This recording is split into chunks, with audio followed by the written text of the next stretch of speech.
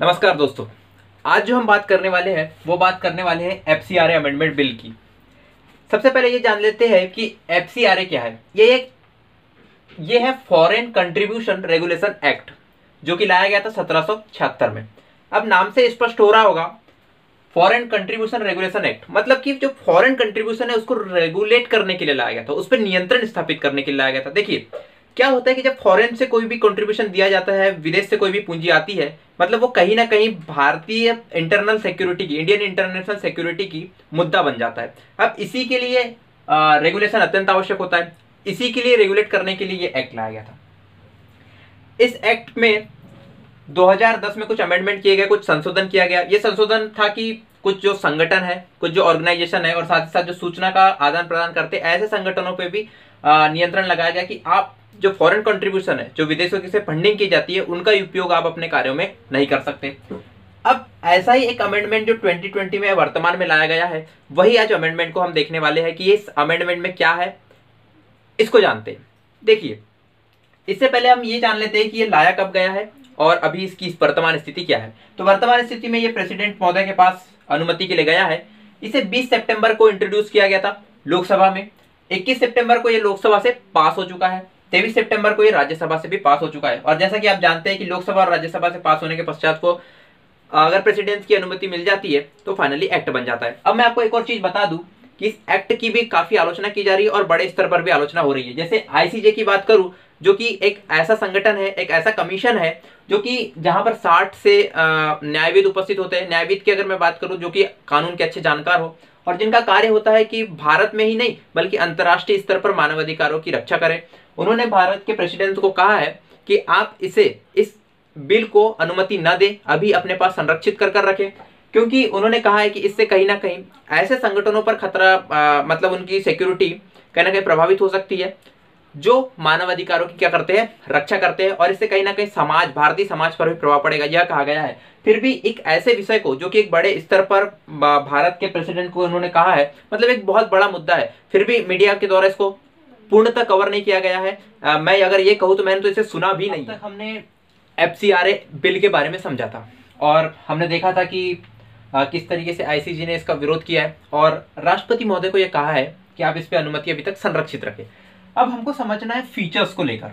अब हमको देखनी इसकी विशेषताएं कि क्या क्या विशेषताएं हैं, कौन कौन से फीचर्स इसमें समाहित किए गए। तो सबसे पहला जो हम देख रहे हैं वो देख रहे हैं पब्लिक सर्वेंट को इसमें ऐड कर दिया गया। देखिए पब्लिक सर्वेंट को ऐड करने का मतलब क्या है।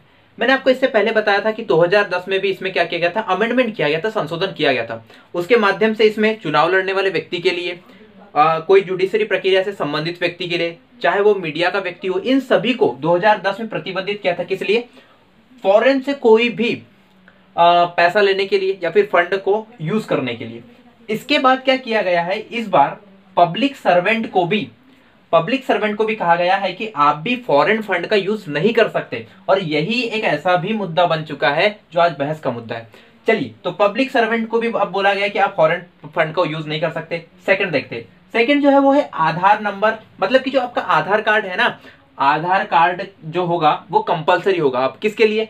आपको जो एफसीआरए अकाउंट बनाना होगा, जो कि इसके लिए आवश्यक है इस बिल के तहत कि अगर आप एनजीओ चला रहे, कोई भी संगठन चला रहे, अगर आपको फॉरेन फंड का यूज करना है तो आपको एफसीआरए अकाउंट बनाना होता है। इस अकाउंट के लिए आपको आधार है कंपलसरी कर दिया गया है अगर आप भारत के निवासी है तो।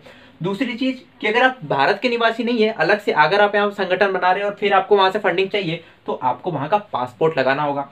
ये दो चीजें हैं। और ये जिस प्रकार से पब्लिक सर्वेंट एक बहस का मुद्दा बना हुआ है ना, ठीक उसी प्रकार से आपको आधार नंबर भी एक बहस का मुद्दा देखने को मिलेगा।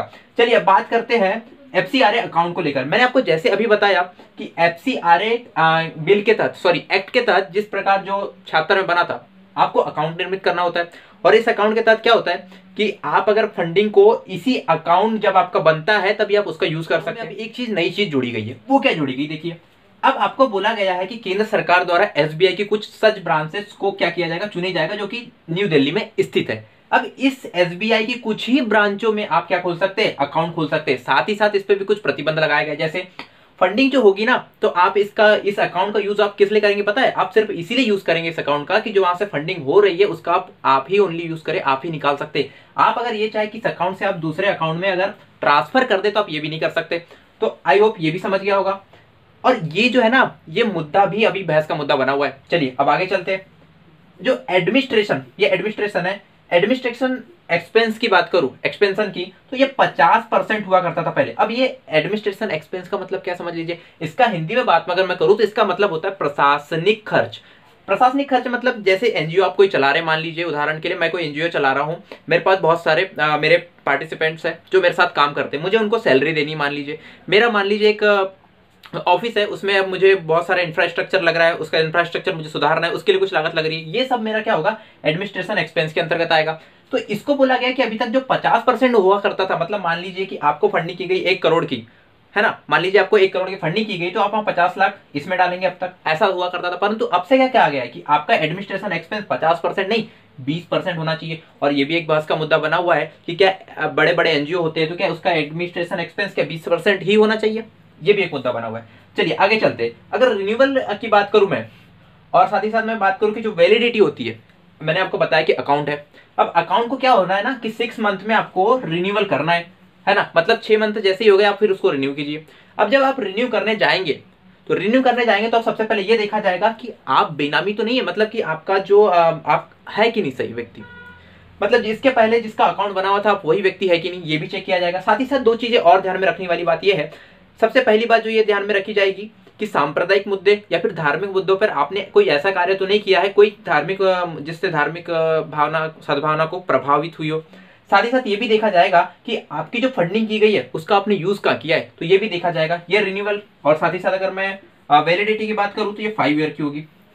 आगे चलते हैं। छठवां जो देखने को मिला वो देखने को मिलता है कि जो लाइसेंस सरेंडर कर देते हैं, मान लीजिए मैंने आपको बताया कि वैलिडिटी 5 ईयर की है, अब मान लीजिए कि 5 साल के पहले ही आपने क्या कर दिया, सरेंडर कर दिया कि हाँ ठीक है मुझे अभी एनजीओ नहीं चलाना है, मैं ये अपना जो अकाउंट है उसको क्या करता हूँ, सरेंडर करता हूँ, वापस करता हूँ। परंतु फिर भी ये देखा जाएगा कि 5 साल की जो वैलिडिटी थी उसके पहले आपने अकाउंट सरेंडर क्यों किया, आपने लाइसेंस अपना सरेंडर क्यों किया, इसकी भी जांच की जाएगी। जिस प्रकार से रिन्यूअल के समय जांच की जा रही थी उसी प्रकार यहाँ पर भी जांच की जाएगी कि आखिर कारण क्या है, क्यों ये सरेंडर कर रहे हैं।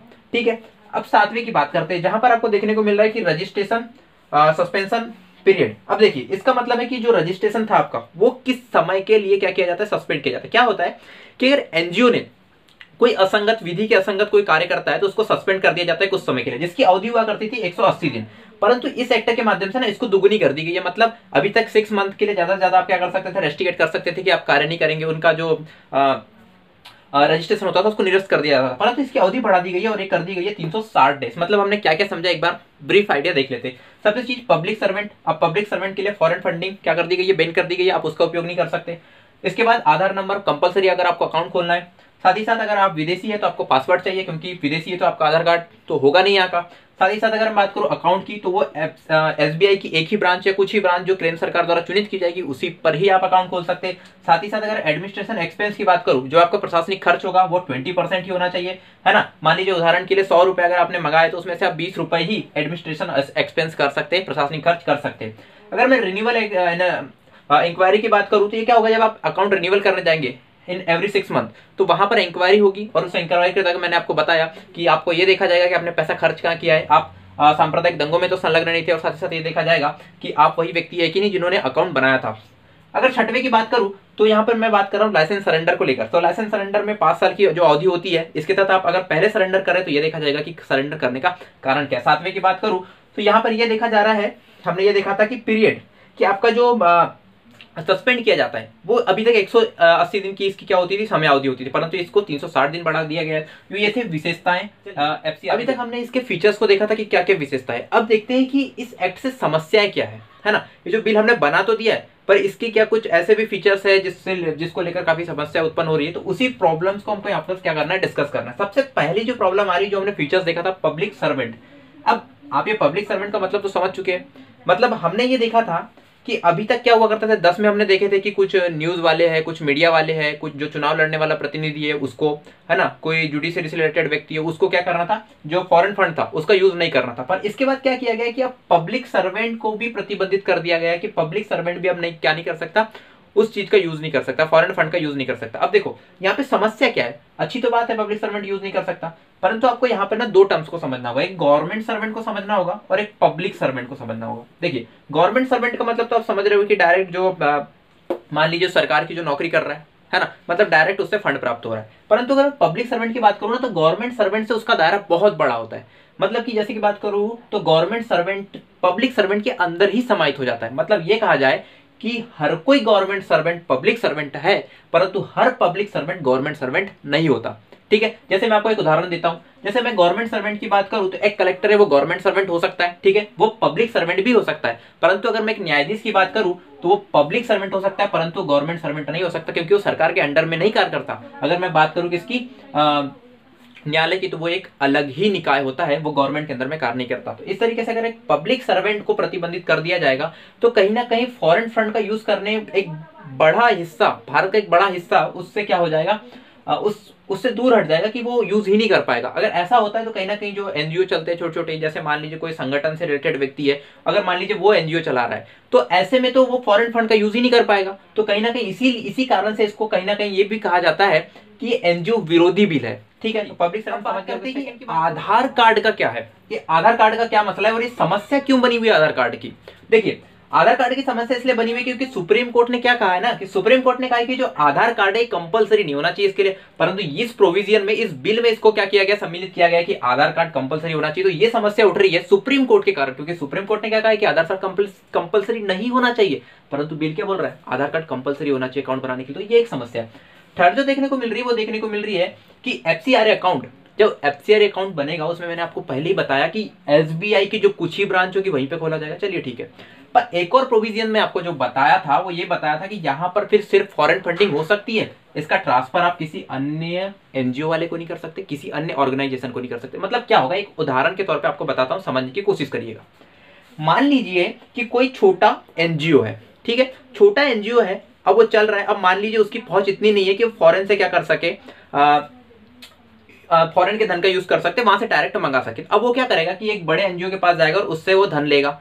परंतु इसमें क्या बोला गया है कि इस पे बोला गया है कि आपकी जो शाखा होगी और आपका जो एफसीआरए अकाउंट होगा, जिसका होगा, वो अन्य एनजीओ वाले को भी नहीं दे सकता। मतलब यहाँ पे समझने की कोशिश करो, आपका अकाउंट बन गया, ठीक है, आपका अकाउंट बन गया, परंतु अब आपके साथ फंडिंग भी हो गई, पर आप इसका पैसा किसी और को नहीं दे सकते। मतलब यहां से आप ट्रांसफर नहीं कर सकते, और अगर ट्रांसफर नहीं करेंगे तो मान लीजिए अगर उससे कोई छोटे एनजीओ वाला पैसा मांग रहा है तो अब उसको पैसा ही नहीं मिल पाएगा, तो वो कैसे कार्य कर पाएगा। तो ये एक समस्या आ रही है और इसी को मुद्दा बनाया है। अब मैं बात कर रहा हूं मैं एडमिनिस्ट्रेशन एक्सपेंस की। मैंने आपको जैसे बताया कि 50% से क्या कर दिया गया है, 20% कर दिया गया है ना। तो हमने यहीं पर देखा था कि अगर 50% से 20% कर दिया गया है तो क्या होता है ना कि बड़े बड़े एनजीओ होते हैं, अब इनके इंफ्रास्ट्रक्चर पे काफी खर्च हो जाता है, साथ ही साथ अगर इनको सैलरी देनी है तो कुछ उस पर भी खर्च हो जाता है। ठीक है, गवर्नमेंट का इस पे मोटो ये है कि ज्यादा से ज्यादा अगर कार्य में यूज करें ना कि ये एडमिनिस्ट्रेशन एक्सपेंस में, तो ज्यादा से ज्यादा कार्य हो पाएंगे। परंतु देखिए ना, अगर कोई बड़े बड़े एनजीओ है वो कार्य कर रहे हैं तो उनका क्या 20%, अगर मान लीजिए 100 रुपए, तो उसमें से 20% से ज्यादा तो जाता ही होगा। 20% होता ही कितना है, 20% से ज्यादा धन कहाँ पे चले जाएगा, एडमिनिस्ट्रेशन एक्सपेंस में चल जाएगा। तो इसको भी लेकर कहा जा रहा है कि नहीं, जो एडमिनिस्ट्रेशन एक्सपेंस है ये भी कहीं ना कहीं बढ़ाया जाना चाहिए। ठीक है, अगर मैं बात करूं डिमोटिवेशन, देखिए क्या होता है ना, छोटे एनजीओ की बात करूं, बड़े एनजीओ की बात करूं, तो अगर वो काफी सुचारू रूप से कार्य करते तो ठीक है, परंतु अगर सरकार बीच में आती है तो कहीं ना कहीं उनका जो हतोत्साहित हो जाते हैं वो, और कहीं ना कहीं डिमोटिवेशन जैसी स्थिति उत्पन्न होती है। और कहीं ना कहीं ये हमारे इंडियन सोसाइटी के लिए कहीं ना कहीं एक बुरा संकेत हो सकता है। और ये इंडियन सोसाइटी के लिए बुरा संकेत है इसीलिए तो मैंने आपको बताया कि जो आईसीजे है उसने क्या कहा है कि ये मानव अधिकार के लिए कहीं ना कहीं क्या है, एक बाधा है, और साथ ही साथ ये भी बोला है कि इंडियन सोसाइटी के लिए भी कहीं ना कहीं बाधा है। अब देखिए एडवाइस है, एडवाइस का मतलब क्या है, इसमें ये बोला गया है कि एक ऐसा बिल है और ऐसे बिल बनाया गया है और उसमें एडवाइस उस लोगों की नहीं ली गई है जो इस बिल से प्रभावित होके, मतलब एनजीओ की बात कर लूं, संगठन की बात कर लूं, ये सब इससे प्रभावित होने वाले, परंतु उनसे एडवाइस ही नहीं ली गई, ये बोला जा रहा है। इस कारण इसकी आलोचना की जा रही है। सातवां जो देखने को मिल रहा है वो देखने को मिल रहा है कि रेस्टिगेशन पीरियड इतना बड़ा नहीं होना चाहिए। ठीक है, आपने विधि के असंगत कार्य किया है, अगर मान लीजिए अनजाने में आपसे हो जाता है तो आप ये 180 दिन रखिए, 360 दिन रखने की कोई जरूरत नहीं। मतलब आप 1 साल तक उसको क्या करेंगे, सस्पेंड करेंगे। 5 साल का तो आपका टाइम पीरियड ही है और उसमें से भी आप 1 साल उसको क्या कर रहे हैं, सस्पेंड करके रख रहे हैं। तो ये कहीं ना कहीं गलत बात है और इसी को लेकर क्या की जा रही है, आलोचना इस बिल की जा रही है। अब जो ये देखने को मिल रहा है वो देखने को मिल रहा है प्राइवेसी। देखो क्या है ना कि इसमें गवर्नमेंट का हस्तक्षेप काफी बढ़ जाएगा, और जब गवर्नमेंट का हस्तक्षेप बढ़ जाएगा तो कहीं ना कहीं जो प्राइवेसी है उससे कहीं ना कहीं हनन हो सकता है, ये भी कहा जा रहा है। ठीक है, इसके कुछ प्रॉफिट भी है, ऐसा नहीं कि इसके सिर्फ लाभ ही है, इसके कुछ प्रॉफिट भी है। जैसे मैं बात करूं, पहले ही मैंने आपको बताया कि गवर्नमेंट का रेगुलेशन काफी क्या हो जाएगा, स्ट्रिक्ट हो जाएगा। जब गवर्नमेंट का रेगुलेशन काफी स्ट्रिक्ट हो जाएगा तो कहीं ना कहीं जो इंटरनेशनल सिक्योरिटी जिसके लिए 1976 का एक्ट बनाया गया था, कहीं ना कहीं जो उसके विचार थे वो कहीं ना कहीं सफल हो गए और इंटरनेशनल सिक्योरिटी क्या होगी, सुदृढ़ होगी। इसके आगे की अगर मैं बात करूं, तो कहीं ना कहीं पारदर्शिता, जो ट्रांसपेरेंसी है वो आएगी। अब पारदर्शिता का मतलब क्या है कि सरकार अब जो फंडिंग हो रही है सरकार उसको अच्छे से देख पाएगी, और जब देख पाएगी तो ट्रांसपेरेंसी तो बढ़ेगी बढ़ेगी। तो ये कुछ लाभ भी है इसके। परंतु अगर मैं और आगे की राह की बात करूं, चूंकि आंदोलन हो रहे हैं, समस्या उत्पन्न हो रही है, तो फिर भी अगर मैं आगे की राह की बात करूं तो हमको यही देखना चाहिए कि हम ये पीरियड को थोड़ा कम कर सके, ठीक है। और साथ ही साथ हम ये भी करें कि ये एडमिनिस्ट्रेशन एक्सपेंस जो है, जो 20% है, उसको शायद हम बढ़ा सके, ठीक है। ये पब्लिक सर्वेंट वाला जो दायरा बहुत बड़ा होता है उसको शायद हम छोटा कर सके, इसको लेकर कुछ संशोधन किए जा सकते हैं, है ना। ये FCRA अकाउंट जो है उसमें बोला गया कि आप से वहां से किसी को सेंड नहीं कर सकते पैसा, तो इसको लेकर थोड़े कार्य किए जा सकते हैं। तो ये था इस वीडियो का एंड। Thank you.